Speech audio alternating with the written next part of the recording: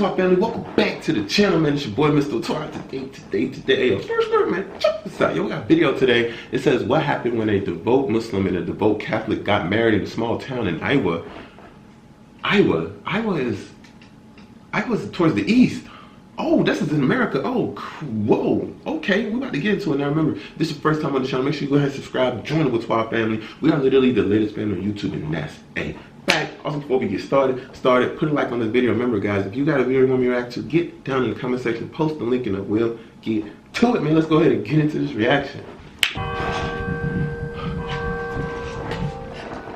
I just landed in Iowa for the first time, and now I'm going to my first ever Sunday Mass. I'm definitely the only Muslim in here, but I'm here with someone who's had a deep connection with Islam for longer than I've been alive. This is Laura, and in 1985, she fell in love with a Muslim immigrant from Egypt named Camden. They spontaneously got married that fall, with an improvised cake and everything, then got married again that winter, this time by a priest. It began more than 3 decades of an interfaith union that many people still argue is impossible. What happens when a devout Muslim and devout Christian commit to each other to build something new without giving up who they are? Laura and Camden invited me here to small town Iowa, where they raised 3 boys, to show me how they did it. My name is Ayman Ismail. To grow up Muslim means to grow up being feared. So I'm traveling the country to find out for myself if there's really any reason to be afraid of American Muslims. To hear many commentators tell it, the boom in the Muslim American population is a time bomb. We're just too different. Western civilization is in a war. But Muslims are now more than 1% of the US population, and we're growing fast. And we're also mixing. And to some people, this seems like a big problem. Especially when you're dealing with Middle Eastern religions versus Western religions. It's very, very difficult. You're dealing with views on women. And it's not just on the news. If Allah is not the basis of that emotion, then in fact it is not pure love. Disbelieving woman, she's not better than the believing woman. But the reality is, these marriages are already happening all over the country, and those numbers will likely trend upward. According to the Pew Research Center, the American Muslim population is becoming both younger and more native-born, both of whom are more likely to marry non-Muslims. Right now, 13% of us are married to or cohabitating with a non-Muslim, and that means more Laura and Camels. Laura and Camel run this restaurant together. It's called Relish. It looks like a house because, well, it is a house. They live upstairs. Every night after feeding what seems to be the whole town, Laura and Camel hunkered down with the staff for a family-style dinner. Here, they told me how within weeks of meeting each other, they were married. Laura and I were visiting my sister in Minnesota. My parents were there, my brother-in-law, about literally 3 o'clock in the morning, we're talking. Are you gonna marry this woman? I said, yeah. I said, when? I said, whenever. He said, why don't we marry you tomorrow? And she said, as long as we can have another ceremony with a priest and my family present, I'm cool with that. So, we got married. I was wearing somebody else's skirt, somebody else's blouse, because I think I'd only brought jeans. So the next time we visit her family, her father doesn't even bother looking at me. He looks at her and he says, okay, Laura, Kamal is married now. What about you? And it wasn't totally smooth sailing. We knew a lot of priests, and I was like, no problem. Getting one of them to marry us. Oh my God. Was it a problem? Nightmare. Yeah. Really? Oh yeah. Family priest, like for years and years, it was like, no. And I'm kind of like, I mean, he didn't even think about it. One of the priests that had been at the seminary when my brothers were there did agree to do it, but I didn't think that should be a problem, but I was really naive. They're a fascinating couple, partly because neither of them felt the need to convert to make the relationship work. The next morning, I went to the Mass with Laura, where she goes every Sunday, 5 minutes to 9, no earlier, no later. And later that day, I prayed with Camel, with Laura nearby praying on her rosaries. To talk more, we headed above the restaurant. This place is amazing. There's Christian iconography next to Islamic calligraphy, a Quran next to a Bible. And that led to a story about how they raised their kids. We discussed it, negotiated basically. For me, if we would have kids, they needed to be Muslim. I really just wanted my kids to grow up with a sense of God, higher power, or whatever. I think that was really important to me, more so than that they be Catholic or even Christian. I was like, okay, well, that means he gets to do all the religion talks. I don't have to worry about that, and then I have to go through that whole Or why don't you pray with us? Especially with the oldest, when she reminded him of prayer time when I was away. You're not Muslim, you can't tell me what to do. So that's kind of why I sit in the back and say a couple decades of the rosary or something. There's that thing in Catholic families, that's, the family that prays together, stays together. It's like, okay, well, I can pray with them. Even when they decided to raise their kids this way, Laura never felt the need to convert. That was never a question that I asked him. It was a question I asked myself. And it's never a question I asked her. Yeah. I mean, people ask me. Other people asked me. And I said, what's it got to do with me? Why do I need to convert to worship a different way? The Catholic Church has that cultural patriarchy, and Islam, as it's practiced, often has that. It's not frying pan fire, it's kind of like frying pan, different frying pan, Did you feel like you guys had to make a lot of compromises to make it work? I don't think it was compromises with religion, actually. We didn't compromise our faith. I don't really believe we have problems Yeah, because I of mean, religion. it's We not have a problem problem. because of marriage, which is inherent in being married. We have been working together for the last 20 years. We're in each other's face constantly, and we're on each other's nerve. After, I wanted to talk to the couple apart, to really learn how they navigated their early years, especially in small-town Iowa. I didn't know anything about Islam. He gave me the Quran, and I think I read it all, though I don't know how much of it I retained, and that was when I was like, okay, well, there's nothing in here that I have a problem with. I hadn't read the Bible through from cover to cover, so I was kind of like, there might be more in here that's a problem for you. There might be more in here that's a problem for me. Because you grew up in a world before Islam became such a household Right. issue. I can't imagine what that would have been like if I'd been bombarded with the stuff that people that are growing up now are bombarded with. Do you think Islam is at war with the West? I think Islam hates us. It's painful for me to watch. It's hurtful for me to say. It's like, that's not my kids. That's not my husband. That's not how I see them practice their religion. I wondered what it must have been like to move to Iowa.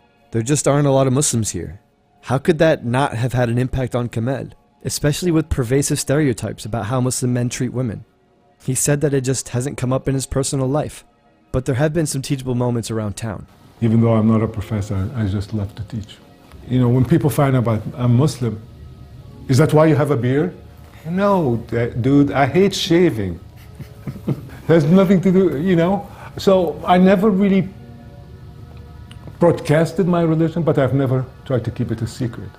I mean, I follow the saying, don't walk meekly and don't walk proudly, walk comfortably. After spending 2 days with them, I was still curious. Did they ever wonder, even a little bit, if things would have been easier if she just married a Catholic and he married a Muslim?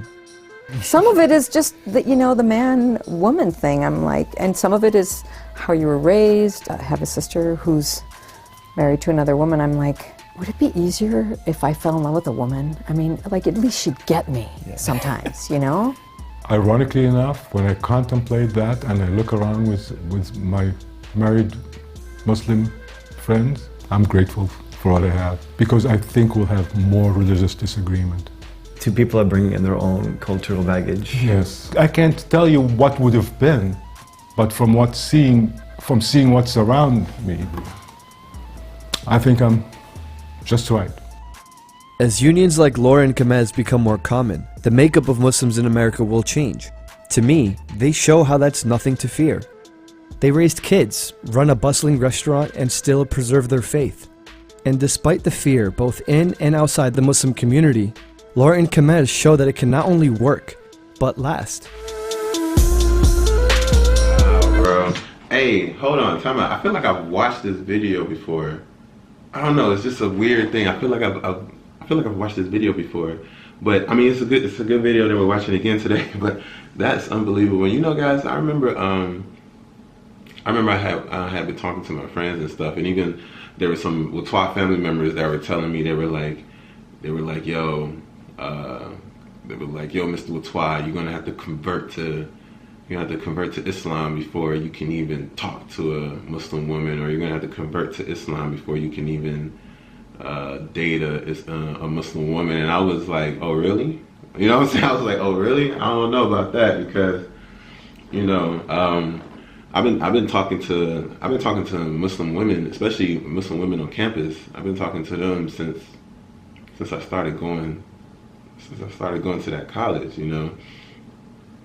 And it's just crazy when you see stuff like this, like a Catholic, let me not even say a Catholic, but just a person with two people with two different religious backgrounds coming together and getting married, both in each other's face. Like one, okay, like for instance with this couple, one, they got married in the Islamic way, which is, you know, at the mosque, and then they went and got married again in the Christian way, which is in the church. So when I see stuff like that, I'm like, wow, you know, it's like, man, you know, like that's tough. Like it's tough. When I say tough, I mean like it's like wow, you know, like, man, because I remember I was talking to one of my Muslim friends, you know, female friend. I was asking her, I was like, yo, if we get married, like, how would this work? And she was telling me, she was like, well, you would come to the masjid and we would have the imam, you know, marry us that way, and then we would go and, you know, get married at a church. So I was like, okay, because I was like, will we have to do it the Islamic way first? She was like, yeah, because it's quicker. I was like, she was like, it's quicker because if we do it the Christian way, it's gonna take some time, you know, and everybody has to be there and stuff like that. So it can be quicker just to go to the masjid, you know, boom, boom, and we out. I was like, okay. I was like, all right, you know. But guys, I'm still single now. Hold up, skirt, skirt, before y'all take this video and start running with it like, oh, Mr. Whaatwaa is getting married. Nope, still single. I'm still single, I'm just dating. Like, when I say dating, like, I'm talking. Until I find the right girl to actually date and, like, be like, yo, this is her. I'm just talking for right now. I feel like I want to be at a good place in my heart and at a good place in my mindset before I actually, like, get in a relationship. Because it's like I would have to put my all into it, and then, like, once I put my all into it, that will also affect, like, YouTube, because then I feel like this channel will turn into a couples channel, because then all the videos after that will be nothing but just me and her doing stuff. So it's like I kind of just want to wait until I'm, like, ready for that, because that'll be a big change. That'll be a real big change. So other than that, man, I don't even know why I'm playing with this. This is like an adapter for iPhone. But anyways, other than that, we'll talk. Get down in the comment section. Let me know what you guys think about the video. Remember, this is your first time on the channel. Make sure you go ahead and subscribe and join the Whaatwaa family. We are literally the latest family on YouTube, and that's a fact. Also, before you leave the channel, put a like on this video, guys. Ooh, I ate a Hot Pockets, giving me gas. Anyways. Remember, I will see you guys tomorrow. Why? Because I post videos every day, guys. So, hey, y'all take care. I'm about to go take care of these bubbles. I probably need to drink some water or something, or some juice or something like that. But anyways, guys, I will see you tomorrow. Why? Because I post videos every day. So please take care. Stay safe. Whaatwaa!